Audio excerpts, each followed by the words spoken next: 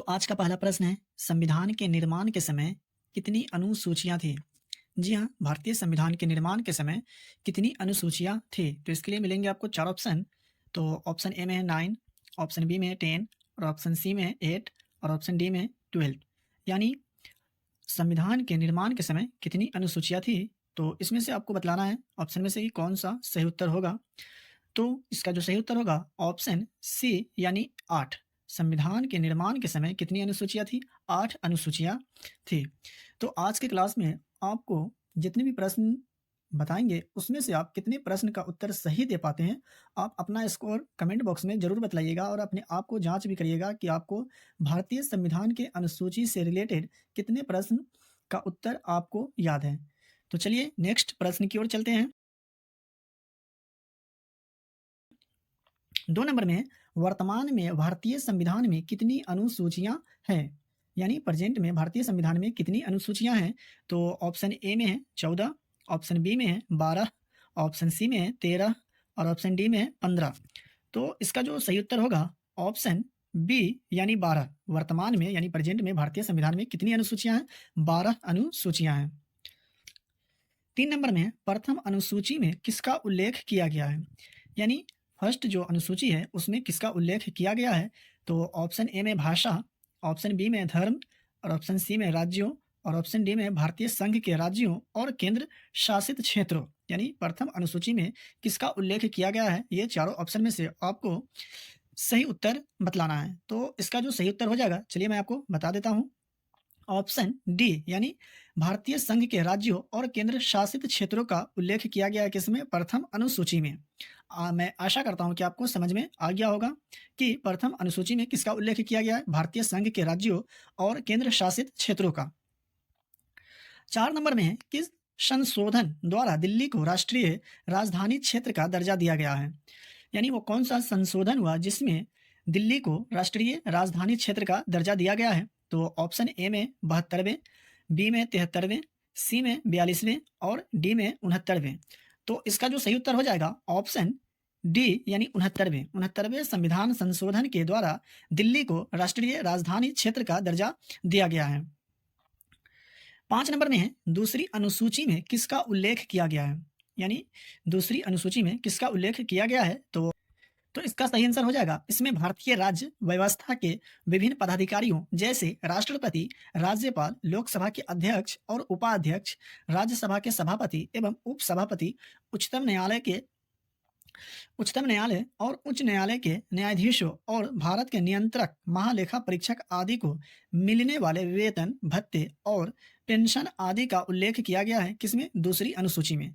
तो यहाँ से आपको बहुत सारे प्रश्न बन सकते हैं और अपने आप को आप इसमें से बहुत सारे प्रश्न को बना सकते हैं और बनने के चांसेस भी है, एग्जाम में यहाँ से प्रश्न बनते भी हैं। तो चलिए नेक्स्ट प्रश्न की ओर चलते हैं। मैं आशा करता हूँ कि आप इसको समझ गए होंगे। 6 नंबर में तृतीय अनुसूची में डैश का उल्लेख है, यानी तीसरी अनुसूची में किसका उल्लेख है? तो ऑप्शन ए में भाषा, बी में जाति, सी में शपथ और डी में राज्य। तो इसका जो सही उत्तर हो जाएगा ऑप्शन सी यानी शपथ। इसमें विभिन्न पदाधिकारियों जैसे राष्ट्रपति, उपराष्ट्रपति, मंत्री, उच्चतम न्यायालय एवं उच्च न्यायालय के न्यायाधीशों द्वारा पद ग्रहण के समय ली जाने वाली शपथ का उल्लेख है किसमें? तृतीय अनुसूची में। मैं आशा करता हूं कि आपको समझ में आ गया होगा। तो दोस्तों अगर इसका पीडीएफ लेना चाहते हैं तो मैं आपको लास्ट में बतलाऊंगा कि इसका पीडीएफ फ्री ऑफ कॉस्ट कैसे आपको प्राप्त होगा। आज की क्लास का प्रश्न आपको अच्छा लग रहा हो तो वीडियो को लाइक कर दीजिएगा और अगर आप हमारे चैनल पे पहली बार आए तो चैनल को सब्सक्राइब करके चैनल को आगे बढ़ाने में सपोर्ट जरूर करिएगा। चलिए नेक्स्ट प्रश्न की ओर चलते हैं। 7 नंबर में संविधान के किस अनुसूची में राज्यों तथा संघीय क्षेत्रों और राज्यसभा में प्रतिनिधित्व का विवरण दिया गया है? यानी संविधान की वो कौन सा अनुसूची है जिसमें राज्यों तथा संघीय क्षेत्रों और राज्यसभा में प्रतिनिधित्व का विवरण दिया गया है?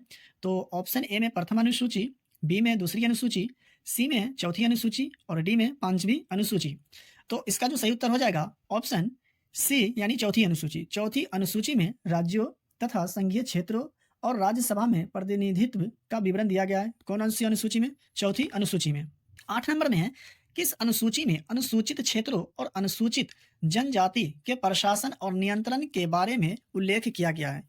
वो कौन सी अनुसूची है जिसमें अनुसूचित क्षेत्रों और अनुसूचित जनजाति के प्रशासन और नियंत्रण के बारे में उल्लेख किया गया है? तो आपको मिलते हैं ऑप्शन ए में 7वीं अनुसूची, बी में 8वीं अनुसूची, सी में 5वीं अनुसूची और डी में 10वीं अनुसूची। तो इसका सही उत्तर हो जाएगा ऑप्शन सी यानी 5वीं अनुसूची। 5वीं अनुसूची में अनुसूचित क्षेत्रों और अनुसूचित जनजाति के प्रशासन और नियंत्रण के बारे में उल्लेख किया गया है। कौन सी अनुसूची में? 5वीं अनुसूची में। आई होप कि आपको समझ में आ गया होगा।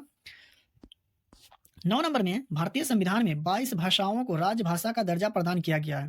राजभाषाओं का उल्लेख किस अनुसूची में? ये बहुत ही महत्वपूर्ण प्रश्न है दोस्तों। ये प्रश्न काफी बार एग्जाम में पूछे गए हैं। तो इसका ऑप्शन ए में 3री अनुसूची, बी में 4थी अनुसूची, सी में 7वीं अनुसूची और डी में 8वीं अनुसूची। तो इसका जो सही उत्तर होगा ऑप्शन डी यानी 8वीं अनुसूची। 8वीं अनुसूची में भारतीय संविधान में 22 भाषाओं को राजभाषा का दर्जा प्रदान किया गया है। कौन सी अनुसूची में? 8वीं अनुसूची में। 9 नंबर में किस अनुसूची में असम, मेघालय, त्रिपुरा और मिजोरम राज्यों के जनजाति क्षेत्रों के प्रशासन के बारे में प्रावधान है? वो कौन सी अनुसूची है? तो ऑप्शन ए में 8वीं अनुसूची, बी में 10वीं अनुसूची, सी में 6ठी अनुसूची और डी में 12वीं अनुसूची। तो इसका जो सही उत्तर हो जाएगा ऑप्शन सी यानी 6ठी अनुसूची। 6ठी अनुसूची में असम, मेघालय, त्रिपुरा और मिजोरम राज्यों के जनजाति जो क्षेत्र है उसके प्रशासन के बारे में प्रावधान है। किसमें? 6ठी अनुसूची में।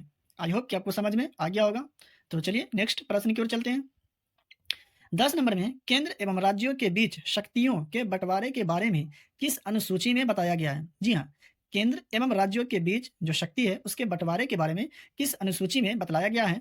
तो ऑप्शन ए में है 10वीं अनुसूची, बी में 12वीं अनुसूची, सी में है 9वीं अनुसूची, डी में है 7वीं अनुसूची। तो इसका सही उत्तर हो जाएगा ऑप्शन डी यानी 7वीं अनुसूची। 7वीं अनुसूची में केंद्र एवं राज्यों के बीच शक्तियों के बंटवारे के बारे में बताया गया है। 11 नंबर में 3 अनुसूचियों का उल्लेख किस अनुसूची में है? 3 सूचियों का उल्लेख जो है ये किस अनुसूची में है? तो ऑप्शन ए में 12वीं अनुसूची, बी में 7वीं अनुसूची, सी में 8वीं अनुसूची और डी में इनमें से कोई नहीं। तो आपको बतलाना है कि 3 सूचियों का उल्लेख जो है ये किस अनुसूची में है। तो इसका सही उत्तर हो जाएगा ऑप्शन बी यानी 7वीं अनुसूची। 7वीं अनुसूची में 3 सूचियों का उल्लेख है। किस अनुसूची में? 7वीं अनुसूची में। और वो कौन कौन सा सूची है चलिए मैं आपको नेक्स्ट प्रश्न में बताता हूं। तो 12 नंबर में संघ सूची, राज्य सूची और समवर्ती सूची किस अनुसूची से संबंधित है?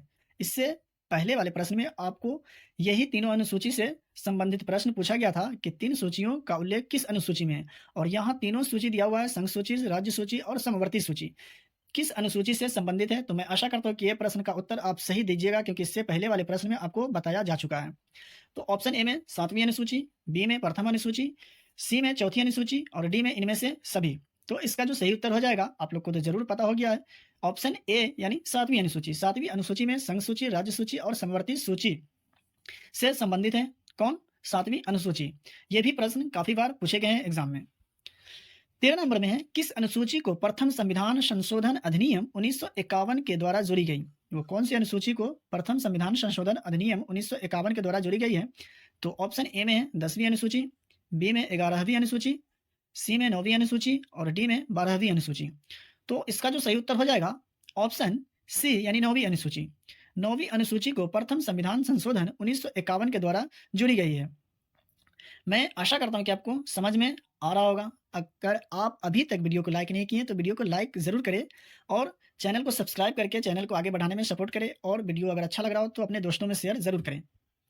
14 नंबर में 9वीं अनुसूची में कुल कितने कानून शामिल हैं? वो 9वीं अनुसूची में कुल कितने कानून शामिल हैं?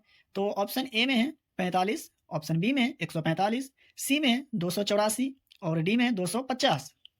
तो इसका जो सही उत्तर हो जाएगा ऑप्शन सी यानी 284। 9वीं अनुसूची में कुल कितने कानून शामिल है? 284 कानून शामिल है। आई होप कि आपको समझ में आ गया होगा।